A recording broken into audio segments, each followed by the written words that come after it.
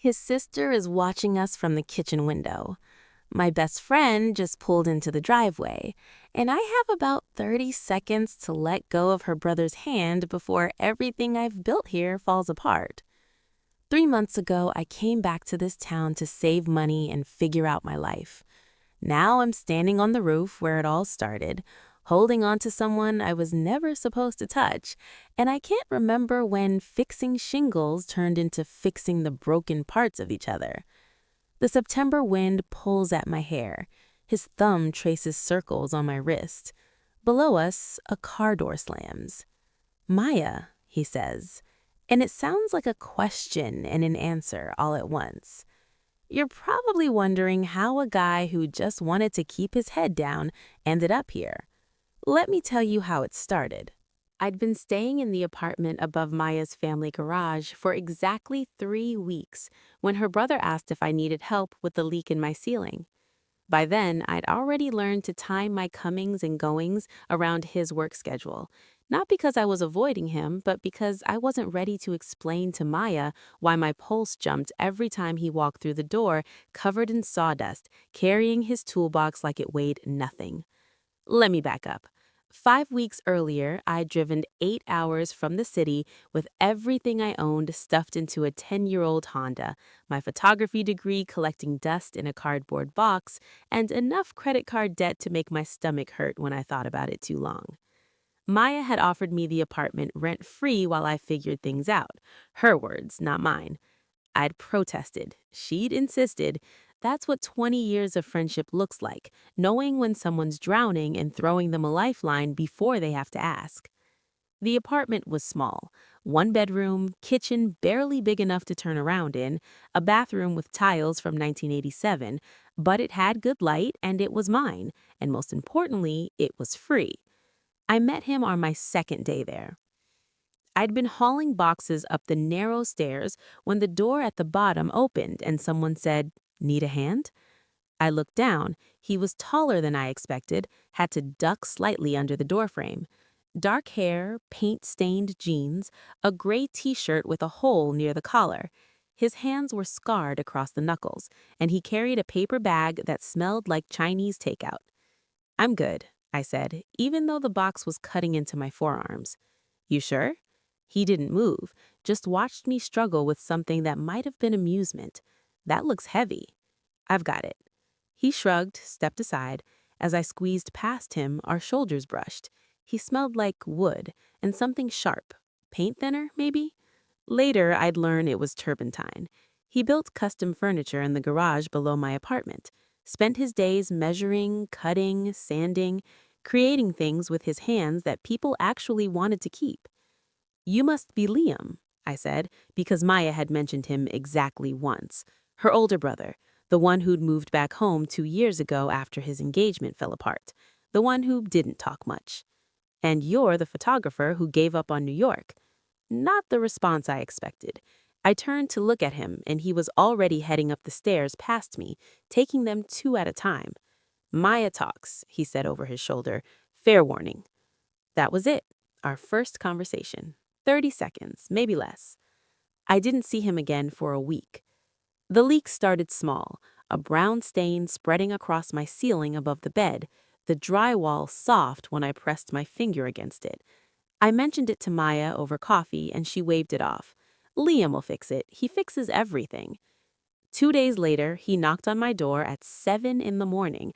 I answered in an oversized sweater and leggings, no bra, hair in a knot on top of my head.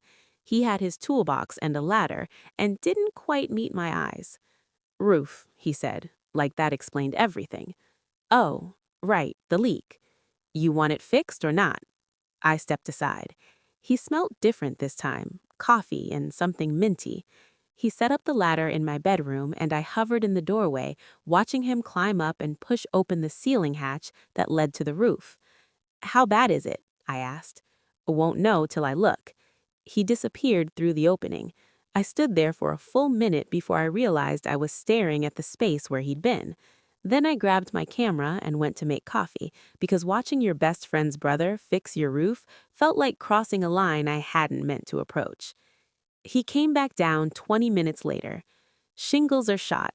I'll need to replace about a dozen of them. How much? For the materials, maybe $80. And for your time? He looked at me like I'd asked something absurd. You're Maya's friend. That's not an answer. It's the only one you're getting. He folded the letter, tucked it under his arm. I'll come back tomorrow. Should take a few hours. He did come back, and the day after that, and the day after that. Turns out the damage was worse than he thought. The leak had rotted part of the roof deck. He had to tear out the bad wood, replace it, make sure the new shingles sealed properly. A 3-hour job turned into 3 days of him showing up at dawn, climbing on my roof, hammering and sawing while I tried to work on editing photos in the apartment below. On the 3rd day, I brought him coffee. He was sitting on the edge of the roof, legs dangling over the side, eating a sandwich. I climbed up through the hatch and crossed the flat section carefully, my sneakers squeaking on the damp shingles. "You're going to break your neck," he said, not looking at me. "Good thing you're here to catch me." I sat down next to him, handed him the mug. Black coffee, no sugar. I'd seen him make it that way in the garage. He took it, surprised. "Thanks." We sat in silence. The view from the roof was better than I expected. You could see the whole neighborhood from up here. Rows of houses with matching fences, the elementary school 2 blocks over, the church steeple rising above the trees. October was settling in, the leaves starting to turn, the air smelling like smoke and apples. "You miss it? The city?" "Sometimes." I wrapped my arms around my knees. "Mostly I miss feeling like I knew what I was doing with my life." "Yeah." He drank the coffee, eyes on the horizon. "I know that feeling. You said you used to build sets for theaters." She talks too much. "I care about you." "I know." He set the mug down between us. "I was engaged, 3 years. We were supposed to get married in June. She decided in May that she wanted something different. Someone different. I didn't know what to say to that, so I didn't say anything. He moved back home because I didn't know where else to go. Started building furniture because I needed something to do with my hands. Turns out I'm better at it than I was at the theater stuff anyway." He glanced at me. "What about you? Why did you really leave?" "I spent 4 years trying to make it as a photographer, got a few gallery shows, some freelance work, but I was broke all the time and lonely, and I kept thinking, this is supposed to be my dream, so why does it feel like drowning?" "So you came home." "So I ran away. I'm 27 years old, living in my best friend's garage apartment with no job and no plan. That's not exactly inspiring." "You're here. That counts for something." The way he said it, simple, certain, made my chest feel tight. He finished the roof that afternoon. When he climbed down the last time, I handed him a check for the materials and $20 extra. He tried to give the $20 back. I refused to take it. "You spent 3 days fixing my ceiling. The least I can do is buy you dinner." "You didn't buy me dinner. You gave me $20. Then use it to buy yourself dinner." He looked at me for a long moment, something shifting in his expression. Then he pocketed the money and said, "I'll think about it." 3 days later, he knocked on my door at 6 p.m. with 2 bags of Thai food and said, "You free?" We ate on my living room floor because I didn't have a table. He'd brought pad thai, spring rolls, and mango sticky rice, and he ate like someone who'd forgotten lunch. I watched him pick through the noodles with chopsticks, his fingers more graceful than I expected. "Maya doesn't know you're here, does she?" I asked. "Why would she?" "Because you're eating dinner with her best friend." "We're having dinner, that's it." But the way he said it made it sound like more. He started showing up more after that.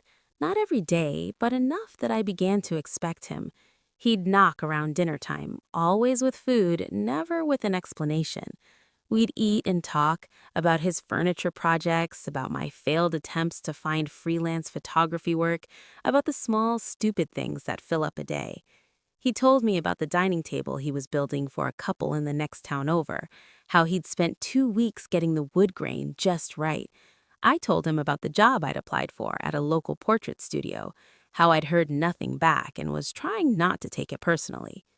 "You're good," he said one night, looking at the prints I had pinned to the wall, black and white shots of the city, Street corners, subway platforms, people caught in moments they didn't know anyone was watching. How would you know? Because I'm looking at them. That's not. You see things other people miss. He pointed to a photo of an old woman feeding pigeons, her face turned toward the sky. That's not luck, that's skill. No one had said that to me in a long time. The next week, Maya invited me to her family's house for dinner. I almost said no. I could feel the weight of what was happening with Liam, even if neither of us had named it yet, and sitting across from him at his family's table felt dangerous. But saying no would have raised questions I wasn't ready to answer. The house was warm and loud, everything my childhood home wasn't. Maya's parents were there, her younger sister, an aunt and uncle I vaguely remembered from high school. Liam sat at the far end of the table, quiet, letting the conversation flow around him. Every time I looked up, he was already looking at me. After dinner, Maya cornered me in the kitchen while I helped with dishes.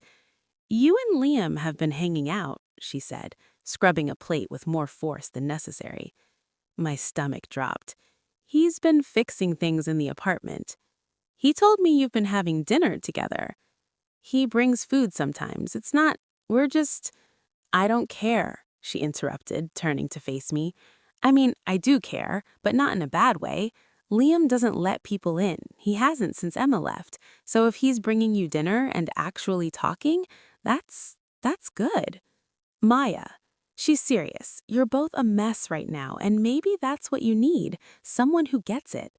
She handed me the plate to dry. "Just don't hurt each other, okay? I can't take sides if this goes wrong."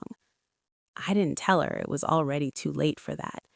The weather turned colder. November came with frost on the windows and the kind of gray skies that make everything feel heavier.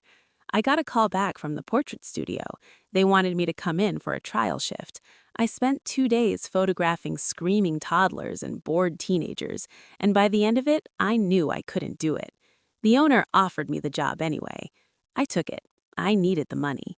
I told Liam that night. He was sitting on my couch, sanding a chair leg he'd brought up from the workshop, wood shavings collecting on the floor around his feet. "You hate it," he said. "I need the paycheck." "That's not what I asked." I sank down next to him, exhausted. I spent 4 years learning how to capture moments that matter, and now I'm taking pictures of kids who don't want to be there for parents who'll stick them in a drawer and forget about them. He set the chair leg aside, turned to look at me. "So don't take the job." "It's not that simple." "Why not?" "Because I have debt, Liam. Because I'm living in your sister's apartment for free, and I can't keep doing that forever. Because at some point, I have to be a functional adult." "You're scared." "Of course I'm scared." My voice came out sharper than I meant. "I came back here because I failed. Taking this job feels like admitting that failure is permanent." He was quiet for a long time. Then he said, "When Emma left, I thought I'd failed too. Failed at the relationship, failed at knowing what I wanted, failed at being someone worth staying for." He picked at a callus on his palm. "But I didn't fail. I just learned that some things aren't meant to work, and that's not the same as being broken." "How do you know the difference?" "You don't, not right away." He looked at me, and something in his expression made it hard to breathe. "You keep going anyway, and eventually you find something worth the risk." The air between us shifted. "Liam?" He leaned in. I didn't pull back. His hand came up to my face, fingers rough against my cheek, and I could feel my pulse in my throat. His eyes searched mine, asking a question he hadn't said out loud. My phone buzzed on the coffee table. Maya's name lit up the screen. We both froze. Then he pulled back, ran a hand through his hair, and stood up. "I should go." "You don't have to." "Yeah, I do." He grabbed his jacket from the back of the couch. Wouldn't look at me. "I'll see you later." He was gone before I could figure out what to say. I didn't see him for 3 days after that. He stopped bringing dinner, stopped knocking on my door. When I saw him in the garage, he was polite but distant, like we'd gone back to being strangers who happened to live in the same building. Maya noticed. "Did you and Liam have a fight?" "No. Why?" He's being weird, more than usual.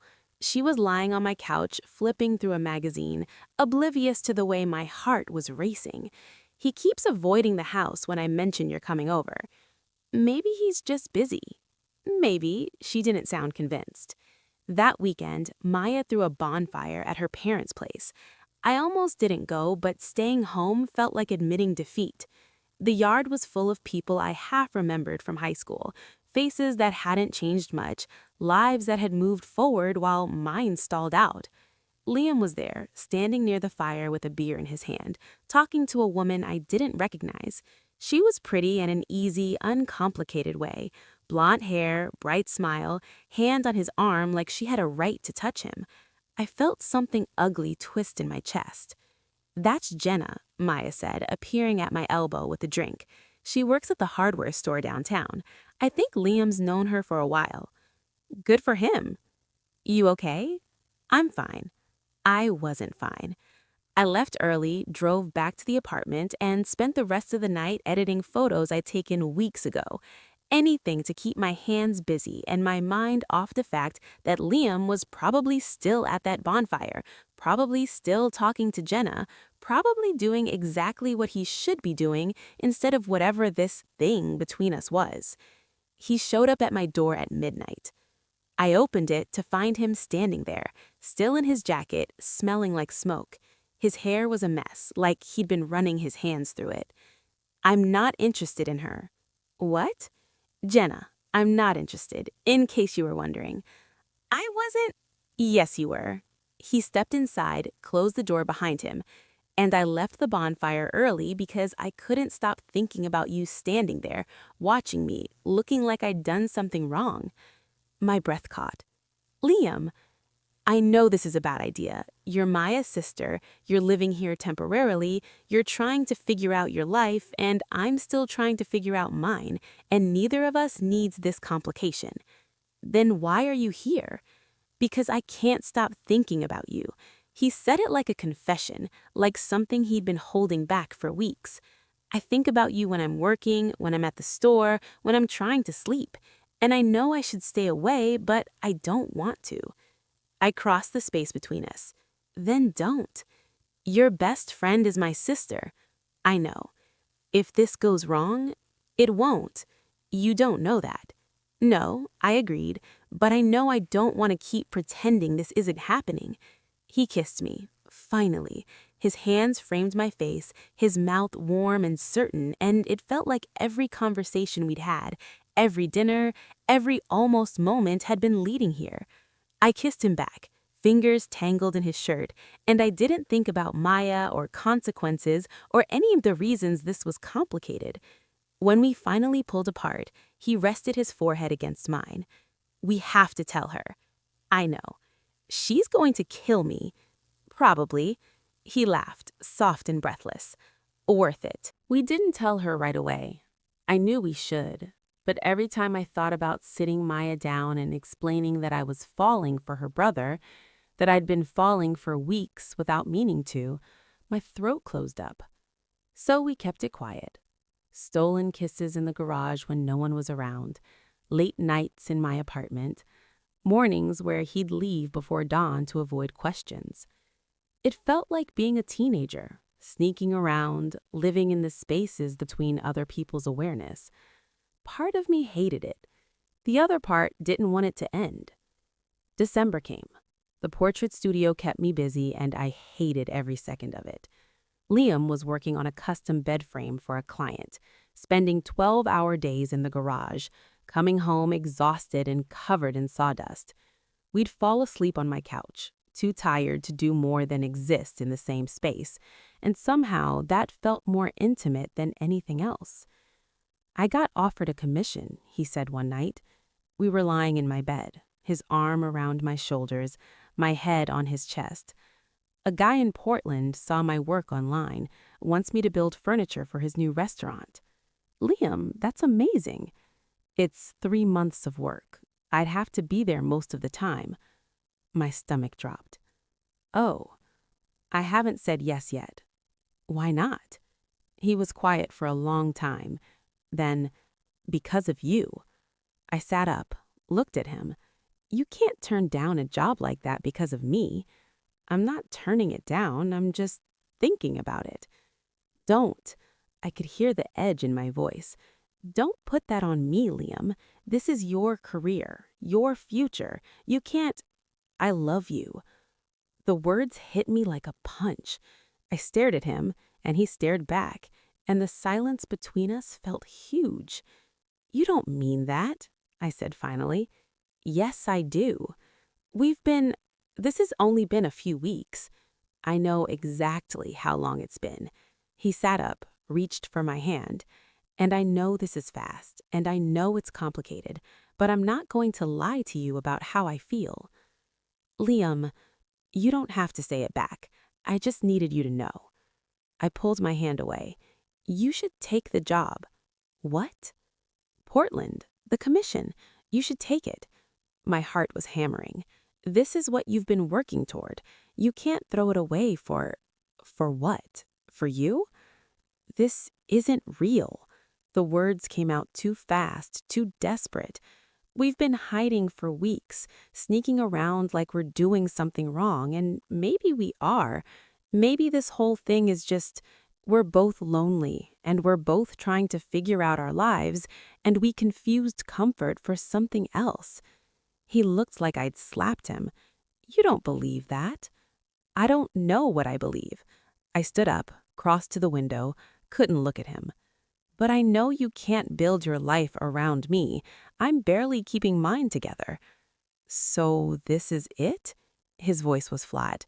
I tell you I love you and you tell me I should leave? I'm telling you to take the job. And if I don't want to, then you're making a mistake. He stood up, grabbed his shirt from the floor. You're scared. Of course I'm scared. You're talking about love and futures, and I don't even know if I'm staying here past January.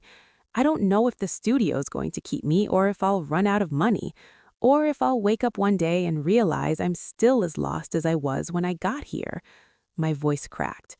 And you're asking me to let you give up something huge for that? I'm not giving up anything. I'm choosing you. You barely know me. I know enough. I turned to face him. What happens when you wake up 6 months from now and realize I'm not worth what you gave up? That's not going to happen. You don't know that. Tears were burning in my throat now. Liam left you, Liam, and I don't want to be the person you settle for because you're scared of being alone again. The silence that followed was brutal. Is that what you think? That you're a consolation prize? I think we both need to be honest about what this is. Fine. He pulled on his shirt, wouldn't look at me. This is me loving you, and you not trusting it. He grabbed his jacket. Let me know when you figure out if that's something you can live with. He left. The door closing behind him sounded too loud in the quiet apartment. I didn't cry right away. I stood there, staring at the space where he'd been, trying to convince myself I'd done the right thing, that pushing him away was protecting both of us, that love couldn't be real if it happened this fast, this messy, this inconvenient. But standing there alone, I couldn't shake the feeling that I'd just made the biggest mistake of my life. I didn't see him for a week. Maya invited me to Christmas at her parents' house, and I made excuses. I couldn't sit at that table, pretending everything was fine, knowing Liam was 3 feet away and I'd been the one to push him there. The portrait studio let me go 2 days after Christmas. Slow season, the owner said, apologetic. We'll call you if things pick up. I drove home in a daze, climbed the stairs to my apartment, and found a manila envelope taped to my door. Inside were photos, a dozen of them, printed on good paper, matted carefully. Me on the roof that first day, coffee mug in hand, looking out at the neighborhood. Me at Maya's bonfire, standing at the edge of the light. Me in the garage, camera in hand, so focused on something in the distance I hadn't noticed anyone watching. At the bottom of the stack was a note in Liam's handwriting. You see things other people miss. I see you. I called Maya. Where is he? I asked when she picked up. The garage. Why? I didn't answer. I hung up, ran down the stairs, burst through the door to the workshop. He was there, measuring a piece of wood, pencil tucked behind his ear. He looked up when I came in, and the expression on his face nearly broke me. "I'm sorry," I said before he could speak. "I'm sorry I got scared, and I'm sorry I pushed you away, and I'm sorry I made you feel like you weren't enough." He set the measuring tape down slowly. What changed? I lost my job, and instead of feeling like my life was falling apart, all I could think was, I have to tell Liam. I crossed to him, hands shaking. "You were right. I was scared. I've spent so long feeling like I wasn't good enough that when you said you loved me, I couldn't believe it was real. But these pictures," I held them up. "You see me, Liam, the way I see you, and I don't want to waste that because I'm too afraid to try." "He took the job," he said quietly. My heart sank. "Oh," he said. "I start in January, 3 months in Portland." He stepped closer, but I talked to the guy, told him I needed to come back on weekends. He said as long as the work gets done, he doesn't care. "You did that for me?" "I did it for us." His hand came up to my face, thumb brushing away a tear I hadn't realized had fallen. "I love you. That's not changing just because you got scared, but I need to know you're in this, not just when it's easy, but when it's hard too." "I'm in." I grabbed his shirt, pulled him closer. "I'm all in, and I love you too. I should have said it a week ago." He kissed me, and it felt like every piece that had been broken finally clicking back into place. When we pulled apart, I heard a throat clear behind us. Maya was standing in the doorway, arms crossed, expression unreadable. "So, how long has this been going on?" We looked at each other. Then Liam said, "About 2 months?" 2 months, she nodded slowly. "And you didn't think to tell me?" "I wanted to. We both did, but you thought I'd be mad." "Are you?" She considered this. Then she sighed. "I'm mad you didn't tell me sooner, but I'm not mad about this." She gestured between us. "You're both disasters. Maybe you'll be disasters together. That's better than being disasters alone." "Is that your blessing?" Liam asked. "It's the closest you're getting," but she was smiling. Liam left for Portland on January 3rd. I drove him to the bus station, and we sat in my car until the last possible moment, hands intertwined, neither of us ready to let go. 3 months, he said. 12 weekends. I'll call every night. You better. He kissed me, soft and lingering, and then he was gone. The first week was brutal. The apartment felt too empty. I spent my days applying for jobs, editing photos, trying not to count the hours until he'd call. But he did call, every night, like he promised. We'd talk for hours about his work, about the restaurant taking shape, about the small, stupid things that made up a day. And every Friday, he'd come back exhausted and covered in sawdust, and we'd spend the weekend making up for lost time. In February, I got a call from a woman who ran an art gallery downtown. She'd seen my work online. Liam had uploaded the photos to my barely used website without telling me, and wanted to meet. 2 weeks later, she offered me a show. Small, local, but it was something. It was mine. Maya helped me pick which photos to display. We spent an entire afternoon in my apartment, spreading prints across the floor, debating which ones told the right story. "These are good," she said, holding up a shot of the neighborhood from the roof. "Like really good." "Your brother took that one. Of me." "Of course he did." She set it aside. "You know he's disgusting in love with you, right?" "The feeling's mutual." "Good." She grabbed another print. "Because if you hurt him, I'll have to kill you, and I really don't want to lose my best friend." "Fair." The show opened in March. Liam came back for it, brought flowers, stood next to me while strangers looked at my work and said kind things. That night, we went back to the apartment, and he pulled a small box from his jacket pocket. "It's not a ring," he said quickly, seeing my expression. "I'm not that presumptuous." Inside was a key, brass, slightly worn, with a small wooden tag attached. "What is this?"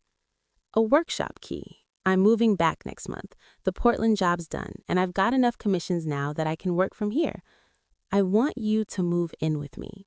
For real this time, not the apartment above the garage, the actual house with me.